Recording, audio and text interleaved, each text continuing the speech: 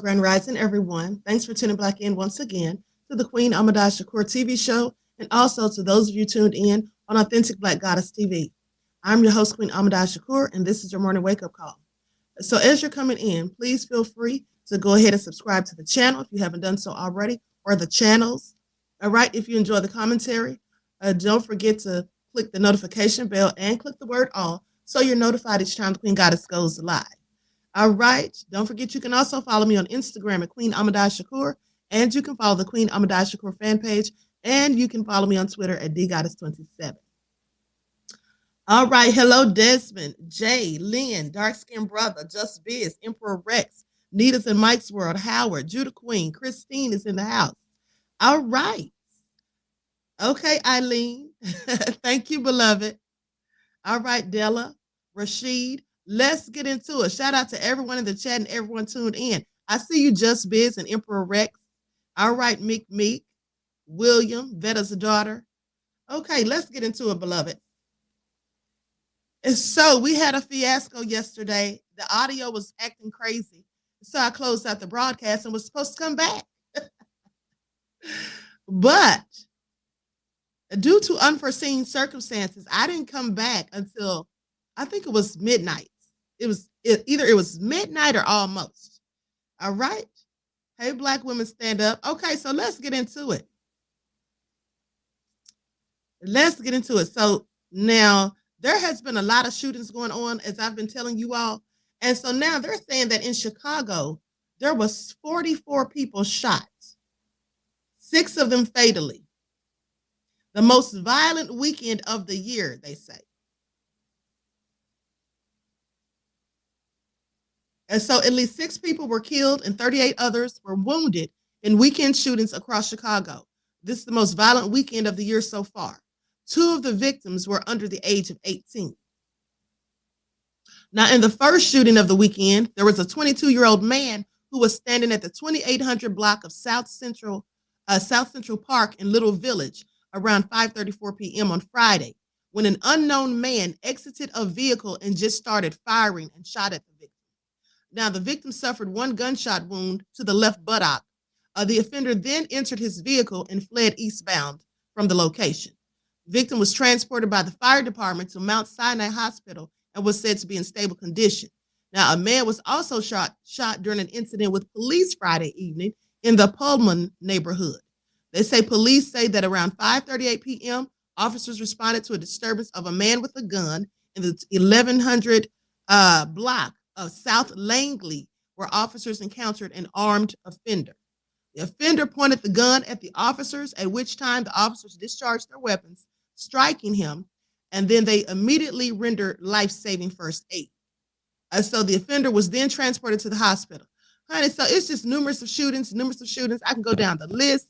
They say at approximately 3:36 p.m. Saturday in the 1400 block of West Wilcox, 3 men ages 30, 28, 28, and 43 were on the sidewalk when a light-colored van pulled up.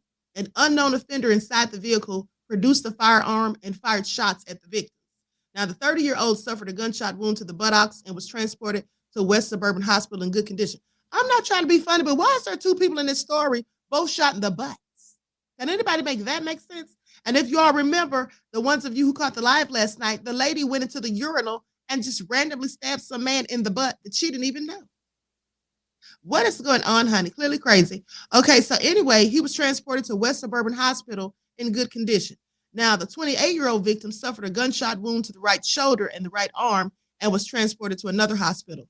The 43-year-old suffered a gunshot wound to the left arm and was transported to Stroger Hospital in good condition. Let me tell y'all something.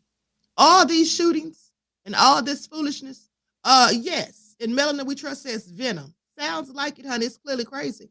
But I tell you what, this is going to be a good way for Biden to pass those nefarious laws against the Second Amendment, which he's been dying to do, if y'all recall. Okay? If y'all recall. So anyway, there was also some children shot. A girl, 13, was killed. A 10-year-old was hurt as the city was hit by 18 shootings. And this was in Milwaukee. So anyway, I'm going to share my footage in just a moment. They say a girl aged 13 was killed while a 10-year-old is in serious condition in the hospital suffering from life-threatening injuries. This is so sad.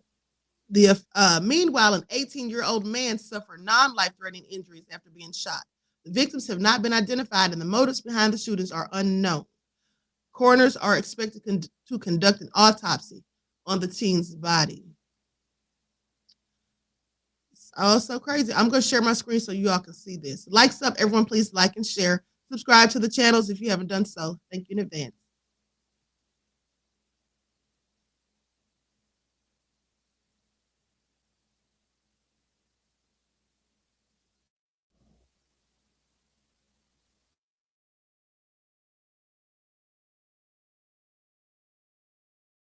Milwaukee police say the 13-year-old girl was killed in a triple shooting. Milwaukee police say that the second victim is a 10-year-old girl. Police say that she is in the hospital in serious but stable condition and is expected to survive.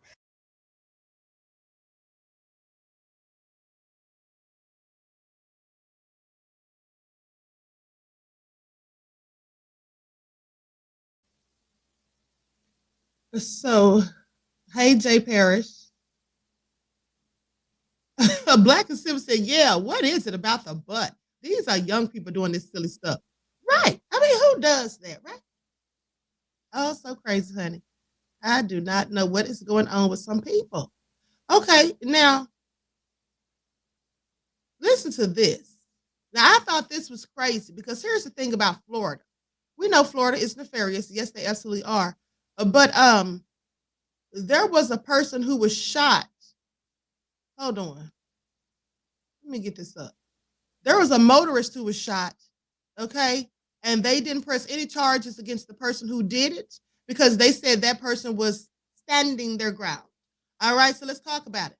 So a pedestrian was approaching drivers and was shot in self-defense after accosting a motorist, according to the Tallahassee Police Department. Now, the investigation surrounding a motorist who was shot and severely injured by a pedestrian. A motorist who was shot and severely injured. A pedestrian Friday afternoon concluded as the case was found to be in accordance with the Florida Stand Your Ground law. Now, they say the conclusion was reached by the police department after a consultation with the state attorney's office and about the preliminary findings. The male driver was at the intersection of Gaines Street and Martin Luther King Boulevard. This was around 4 p.m. Now, they say the pedestrian accosted him. What do they mean, accosted? Like snatched him up, held him there, told him he couldn't leave, detained him, leading to gunfire. They said he was aggressively approaching motorists, but he was eventually shot. The driver cooperated with detectives on the scene. It was not taken into custody. Well, we know why the driver wasn't taken into custody, right? Hold on, because there's a panel discussion about this. It's like demons have been released all over the earth and they are jumping in everybody that's one with the Most High, making them do evil acts. You know what, honey? That sounds very plausible. That sounds absolutely plausible. But I think that it might be some venom coursing through the veins of these devils. Likes up, everyone. Please like and share. Subscribe to the channels if you haven't done so.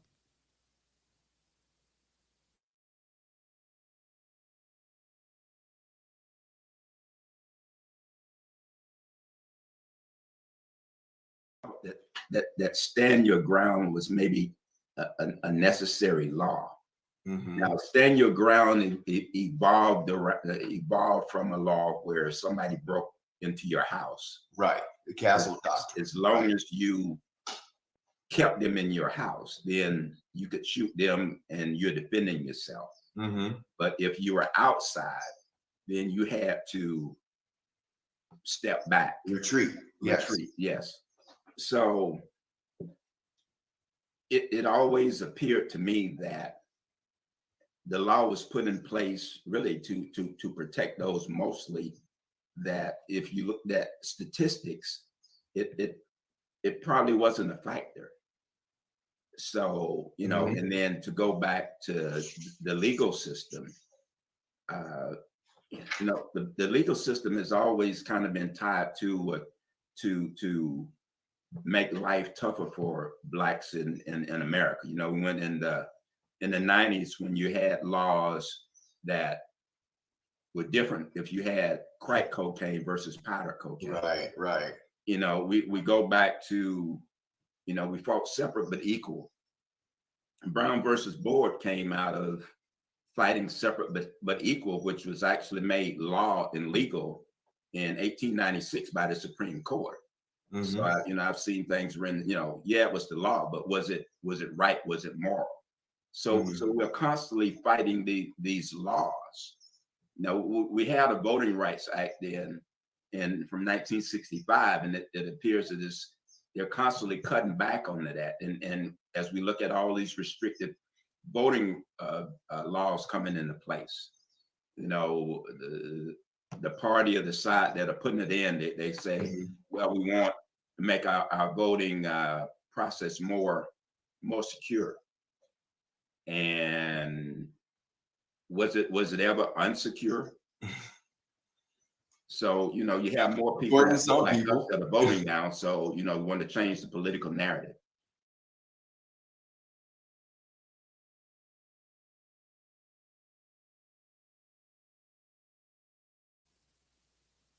And now let me tell y'all something.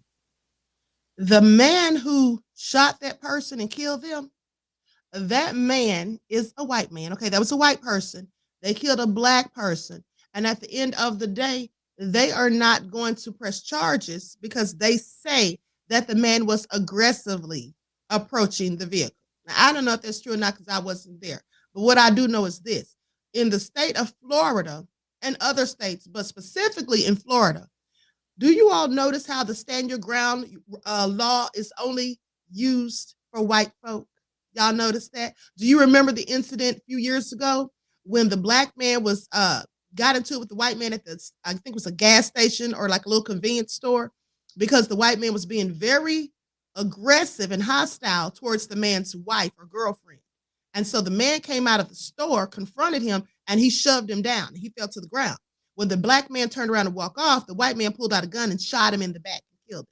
And they said that was stand your ground, and they weren't going to arrest the man at first until a bunch of people started complaining about it.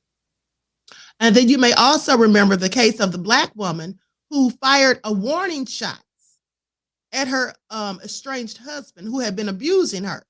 And they sentenced her to 20 years for firing a warning shot. Not killing him, firing a warning shot. They gave her 20 years. And then they later came back a few years later and reduced it to 5 years. But these are the things they do.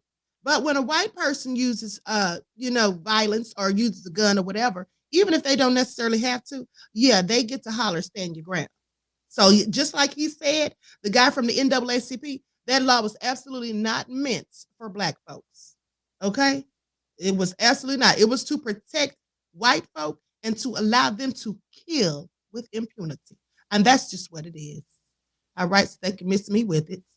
So anyway, now let's talk about this teacher in this. We're going to talk about this teacher first and foremost, who used a cotton plant to give a lesson to the class about slavery. Yes, she did. And I want y'all to pay attention because I searched high and low, and I could not find a name for this teacher from San Francisco. I also could not find a picture of her. Okay. And in every article that I went through, it said that she's unnamed. So you already know it's Karen, right? That's what we know. San Francisco teacher suspended after using a cotton plant to teach about slavery. And so an 8th grade teacher at a charter school in San Francisco sparked controversy after bringing a cotton plant to class for a slavery lesson. Now, the social studies teacher at San Francisco's Creative Arts Charter School, who has not been identified, pay attention, was reportedly absent from the school for 5 weeks after the controversial lesson following an investigation. Now, the report says that the school would not confirm if the teacher's absence was due to suspension. The unnamed teacher brought a cotton plant or balls to her class on March the 3rd for a lesson on the cotton gin, a machine that operates that separates the cotton seeds from the cotton fiber, and its impact on slavery and the Industrial Revolution. Now, the teacher wanted her 8th grade students to feel the sharp edges that pierced the hands of slaves while picking cotton and pulling out the seeds. However, one day after the lesson, the school then launched an investigation and sent out an apology letter to the families of for the unacceptable and harmful and inappropriate teaching lesson that did not reflect the school's anti-racist, progressive-minded curriculum, so they say. Now, they say the incident sparked anger from parents and students. One parent by the name of Rebecca Archer, who is Black, said the cotton ball lesson was out of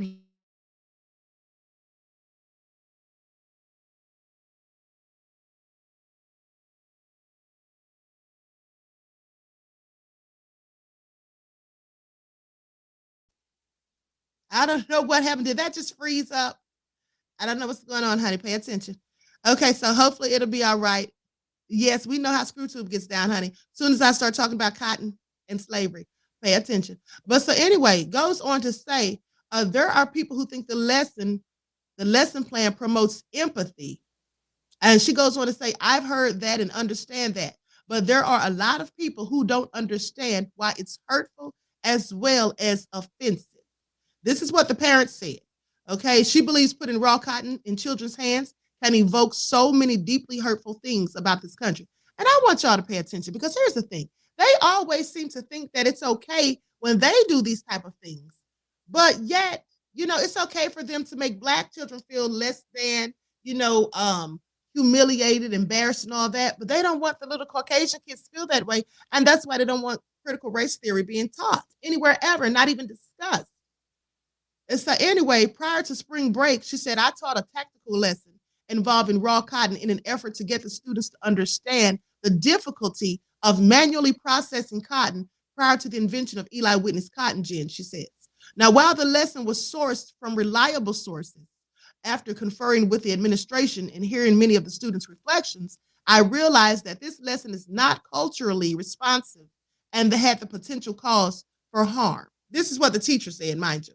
In teaching U.S. history, there are many challenges and sensitive topics to learn about. And I look forward to continuing to improve my approach to addressing these with support from the administration. Let me tell y'all something. She can miss me with it, okay? Now, they say the incident comes as many states are enacting rules against critical race theory, which is becoming a catch-all phrase for Black history or any conversation that makes white students feel uncomfortable or guilty. But they can do all the racist things they want. Pay attention, honey. And now y'all need to explain to me, right? How come they say they don't want anyone talking about critical race theory, which brings up their nefarious past, but they have no problem reminding Black children of slavery and how their ancestors were beaten, brutalized, buck broken, subjugated, and all of that, and had to pick cotton for hours. They don't think that's offensive? Of course they do. So what's good for our children isn't good for theirs. That's just how that goes, honey. Also nefarious. This is what they do in the Divided Snakes. This is what they do. Now listen to this. This is a sad story. So this DCFS, there was a lawsuit against them. This Black father sued and was awarded $6.5 million in the lawsuit because they were blamed or held as negligent for his daughter's death. Okay, so they say an Illinois father of a toddler that was found dead in her home after being reported missing has reached a multi-million-dollar settlement with the city's Department of Children and Family Services, known as DCFS. Now, his attorney said, though the money will not bring the little girl back to her loved ones, it will assist in supporting the child's siblings. The lawsuit documents obtained by Atlanta Black Star state that while 5 years have passed since Samaj Crosby died, the 17-year-old's death remains unsolved. They say the Will County family has reached a settlement for $6.45 million days before the 5th anniversary of her death. So they say on April the 27th of 2017, 2 days after relatives reported her missing, her body was found stuffed under a couch. That was missing legs in the mother's dirty Joliet Township home on the 300 block of Lewis Road. The child was missing her legs. Honey, who did this? And they say it's unsolved. Now, her father, James Crosby, said the mother, Sherry Gordon, and the Child Protection Agency assigned to her are responsible for the child's tragic death, specifically noting that Children's Home and Aide's failure to report the unsanitary conditions in the home. Said they said the house was uninhabitable. That's how filthy it was. Now, if DCFS went there or CPS, Child Protective Services, and they didn't deem that house as being too disgusting and filthy and all of that for that child to stay in, that's absolutely their fault, because that should have been a sign that something is not right, that in itself. So reports say the caseworker made an unannounced visit to the home on Monday, May the 24th of 2017, hours before she was said to be gone missing. Now, Gordon's residence was a part of an ongoing intact family services case designed to ensure the safety and well-being of children without the need for protective custody by providing the families with needed in-home services. Now, it was the 41st time in 7 months that a caseworker had been called to the house. Now, do y'all hear this? The 41st time in 7 months, not even a whole year. This is what the lawsuit said. Child services were called because they were suspicious that the children were being neglected and that adults were using drugs in the house. So upon arrival, the caseworker saw how dirty the home was and only told the mother to clean the house up. She just told her to clean the house up and scheduled a follow-up visit. Honey, let me tell you something. This is all crazy. That lady needs to be in jail herself, as far as I'm concerned. You go into a house that's that filthy, nasty, and dirty. I mean, the house was literally uninhabitable. And she told her to clean it up. Lady, does it look like she cares about cleaning up? Make it make sense. And so anyway, the next day on April the 25th at around 3:15 p.m., a DCFS investigator doubled back to the home and observed markings on the walls. Dirty dishes, trash left to the side of the kitchen. The house had clothes and toys thrown about. And then 3 hours later, Samaj was reported missing. Now, on that Wednesday, April the 26th of 2017, the Will County Sheriff obtained consent to search the home at 11 p.m.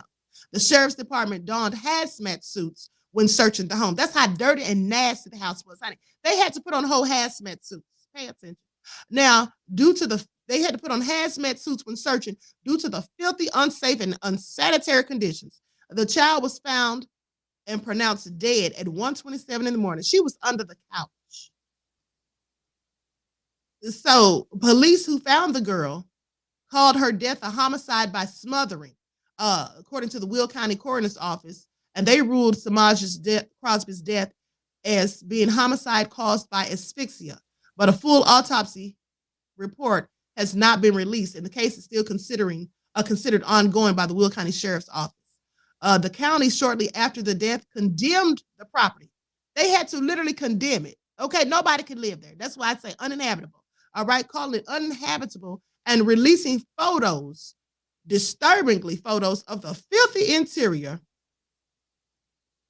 A week after she was discovered dead, the home was burned to the ground. That's how bad it was. Destroying any evidence. Oh, okay, so someone burned it to the ground. I thought they had to burn it to the ground because it was so nasty, honey. But they said the home was burned to the ground, destroying any evidence that may have led up to the arrest of the murder suspect. Firefighters said the smoke and flames came from the back bedroom. East Joliet Fire Chief Robert Schlottis suggested arson was most likely the cause. And there was up to 15 people whom the police have called squatters that occupied the home with the child, her 3 maternal siblings and her mother as well. Some of them are reportedly blood relatives, according to the lawsuit. Now, the attorney who filed the lawsuit half a decade ago said there were so many warnings to Children's Home and Aid and to DCFS that this child was in danger. The floor was disgusting. There were roaches on the wall. The place was condemnable, and they knew it. At least they should have known it. Now, the lawsuit was filed by the girl's father, who reportedly was incarcerated at the time of her death.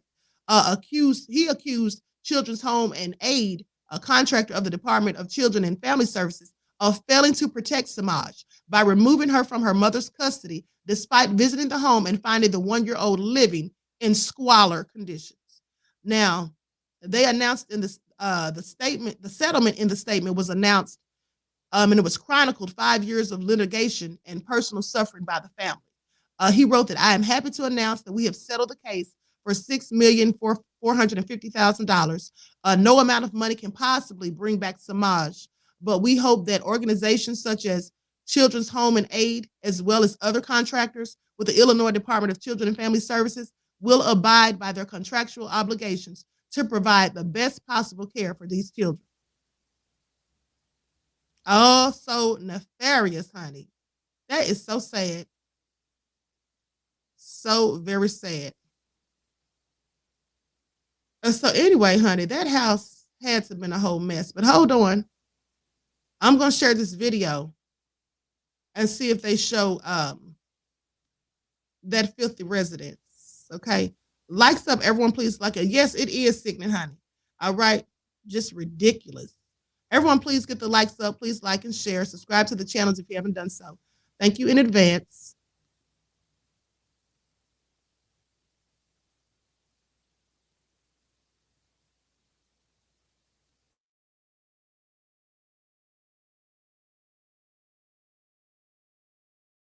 Investigators missed signs of neglect inside the home of Samaj Crosby just hours before that 16-month-old was reported missing and later found dead.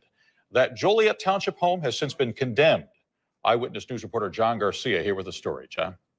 Alan, Will County Judge Paula Gamora said in court she was unable to sleep last night because she was thinking about how this tragedy could have been prevented.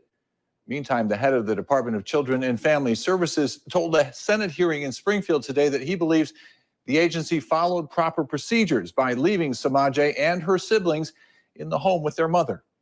Pictures of the inside of the home show living conditions the Will County Land Use Department describes as uninhabitable.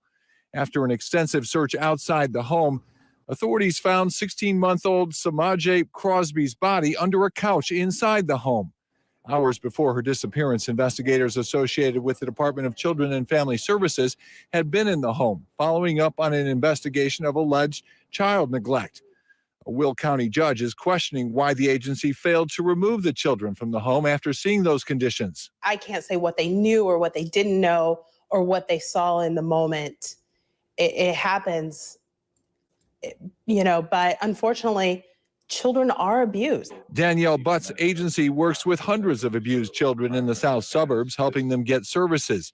No one directly involved in the investigation into neglect by Samaje's family will comment on the case, but they had previously been investigated for alleged neglect 4 other times. All were determined unfounded by the agency. But according to Will County, the home structure was considered unfit for human occupancy. There were unsanitary conditions inside and outside the home. Rubbish or garbage was everywhere, and the home had no smoke alarms. But the family was currently receiving services from the state, something experts say can be difficult to obtain. There aren't a lot of services out there. We're very limited in the services that are available to children and families. And the services that there are, sometimes they're wait lists. Judge Gamora in the last 2 days has placed Samaje's siblings in the custody of other family members or with the DCFS. Investigators have filed no charges in the toddler's death. The coroner is still awaiting further test results to determine what caused that death. Still waiting for that answer. All right, John. All right, thank you.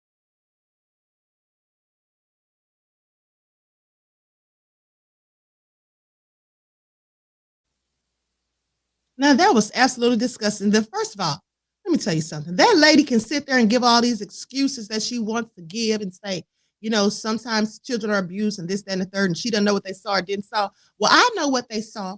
I absolutely know what they saw and didn't saw. They saw a house that was in despicable, deplorable, disgusting condition. And what they didn't see was anything safe that would make them think that child was going to be okay to stay there. That's what they didn't see. That was all so crazy. Terry said horrific. Absolutely. Butterfly 70 said they don't care about us. Absolutely they don't, beloved. Absolutely they do not. Okay, that's a real crazy. Oh my God. I mean, That was just so sad. And then she was under the couch. Anyway, honey, that's also sad. That's also sad. They must have had different fathers because they said the siblings were given to other family members. And the little girl, her father's the one who won $6.5 million. Edward says, I live in Chicago. Turn off the lights. The party over for this generation. Ahoya, Ashar, Ahoya. Peace be still. Honey, it's all a lot of crazy stuff going on. Anyway, with that all being said, everyone please like and share, subscribe to the channels if you haven't done so already. Be sure to click the notification bell and click the word all so you're notified each time the Queen Goddess goes live. All right, I'm going live on the original channel right now, starting at 11 o'clock if you want to join. Okay, so in the meantime, between time, hey, Motown House. Motown House said the smell of it all. I know, honey, you can imagine. It had to be rancid, okay? I mean, to the point they had to put on hazmat suits. How could they even live in those conditions themselves?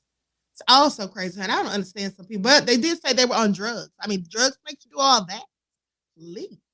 Anyway, everyone, please like and share, subscribe to the channel if you haven't done so. Be sure to click that notification bell. Don't forget to follow me on Instagram at QueenAShakur, and I hope to see you all in the next channel. In order for you and me to devise some kind of method or strategy to offset some of the events or a repetition of the events that have taken place here in Los Angeles recently, we have to go to the root. We have to go to the cause.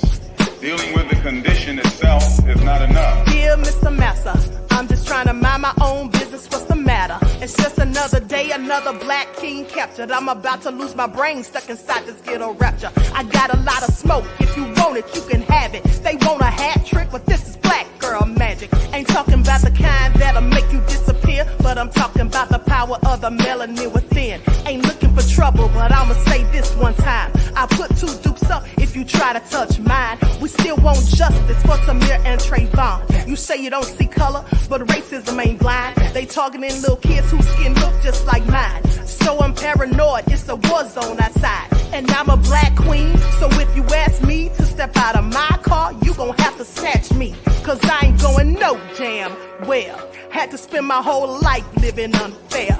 Ancestors got my back and they right here. You can never understand, it's a nightmare. Living in my black shoes by the black rules.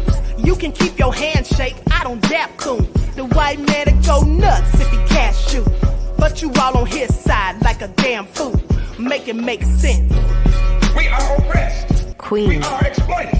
We are downtrodden. Make it make Queen. We are sense. denied not only civil rights, but even human rights. Ahmadiyah. So the only way we're going to get some of this Ahmadiyah. oppression and exploitation Queen. away from us or aside from us is come together Queen. against the common enemy. Who taught you to hate the texture of your Ahmadiyah. hair? Who taught you to hate the color of your Ahmadiyah. skin? Parents, pay attention to the books, the school system, even to your little children. Lies mixed with wisdom. His skin too bright, so he was blind to the prison. My skin just right, so I collide with division. You trying to pray to God, but we tired of religion. No savior saving, we got to save our savings. We used to pay miss, how we gon' make the slave rich? But who's to blame, and tell me why you complaining?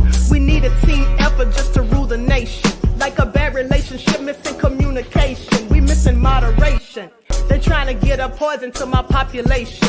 No reparations. I'm getting tired of Satan. We are oppressed. Queen. I'm getting tired of waiting. We are downtrodden. Queen. We are denied not only civil rights, but even human rights. Ahmadiyah. So the only way we're going to get some of this Ahmadiyah.